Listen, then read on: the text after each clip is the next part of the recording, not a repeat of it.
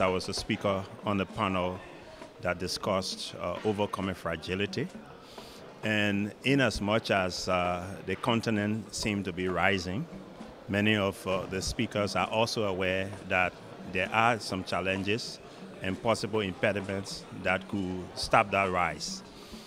So the issue of corruption, for instance, was emphasized, the lack of infrastructure, the issue of leadership, which also I focus part of my discussion on, that the extent to which we can have credible and effective leadership driving the whole rising agenda, is so important.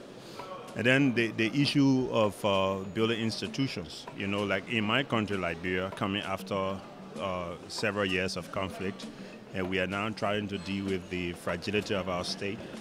We are now putting in a lot of institutions and laws that we think are foundational to ensuring that stability comes, but then it's maintained over a long period.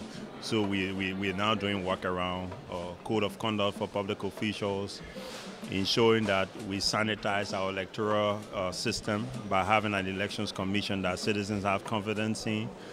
Then the whole issue of public financial management laws. We have a very good public management law. We have a law on public procurement. But then, despite the fact that you have those laws, there are also struggles with regards to implementation. Then there's the issue of capacity, like many speakers during this conference expressed. The issue of capacity is still a constraint. Then the whole issue of natural resources. Much of the narrative around rising is around natural resource exploitation.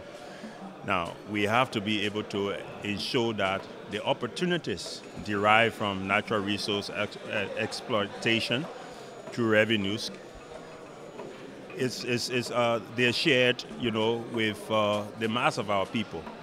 Because it's not just important to speak about 7% growth rates, but people have to feed that rate on the tables, when they wake up, they should breathe and enjoy, that growth. They are all a part of that process.